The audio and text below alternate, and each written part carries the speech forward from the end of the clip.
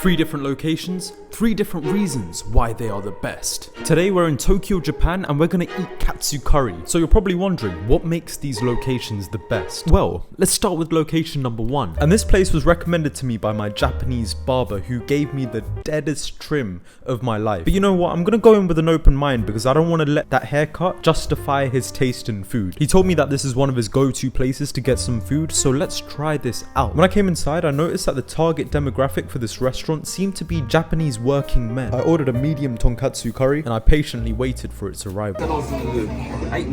Okay, this looks pretty good, man.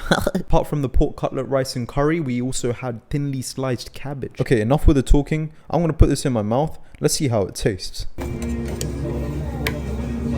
Why did I not see this coming? Look at my hair.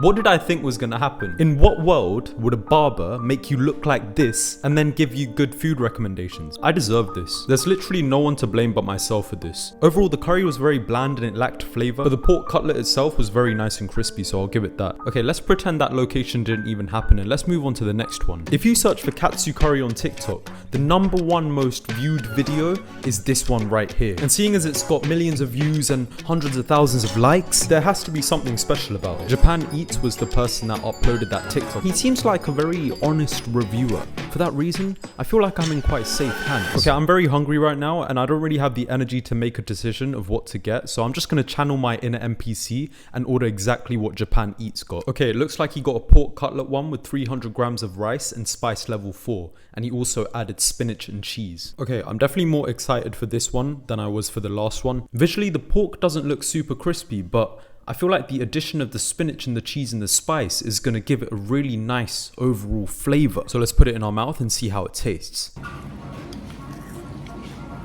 Thick, creamy, full of life. Yo, this is actually good. This curry was definitely seasoned a lot better and the spice was a really nice addition. It was sweet, savory and spicy, and I loved the creaminess the cheese added to the curry as well. I wanted to give this curry all the attention it deserved while it was still alive and not in my belly, and I wanted it to know that it was appreciated through every bite. This place doesn't necessarily have the highest rated reviews on Google, but this experience is making me feel like maybe Google reviews aren't everything. I'm so happy. That was so nice. Bro, I'm a satisfied young man right now. Location 2 proved that reviews aren't everything. But generally, reviews are a very good indicator to tell if the food's good or not. So for the next location, I've picked out a restaurant that has the highest rated reviews on Google, and this restaurant's also part of the 2023 Michelin Guide. Okay, we made it, location number 3, and at first glance, it doesn't look like anything really special. Okay, so there's quite a few people queuing in front of me, so I'm just gonna have a look at the menu and act like I can read it. Okay, never mind, turns out they had an English menu. Currently, expectations are quite high because there's so many people waiting in line, and the restaurant has just pretty much opened.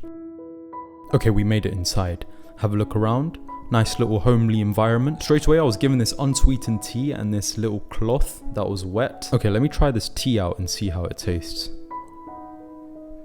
Kind of bitter, not bad. Okay, I've just got my food and look at how nice that looks. Okay, I can already tell this restaurant values quality because they've put meat in the curry as well as having the pork cutlet on the side as well. The contents of my meal consisted of katsu curry, cabbage, some form of peach, I'm not too sure what that is, and also some soup. Okay, I've got really high hopes for this. Time to eat it and let's see how it tastes.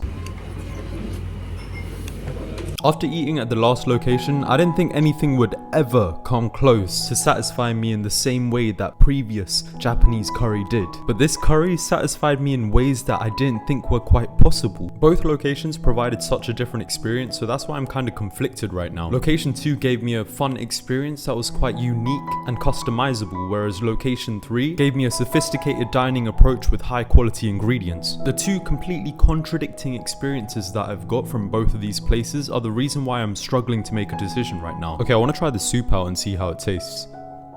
It's quite thin, it's got mushrooms in it, nice and light, and it balances out the heaviness of the whole curry. As difficult as this is, I think I've made my decision. I'm gonna give this location a 9.2 out of 10, making it the best katsu curry in Tokyo, Japan. I decided to visit location 2 again just to be sure of my decision, and to be honest, as beautiful as that katsu curry was, I just personally valued the overall quality of the food and the whole dining experience over the customizability of the food. Location 3 just made me feel things that location 2 couldn't, so that is why you are my winner.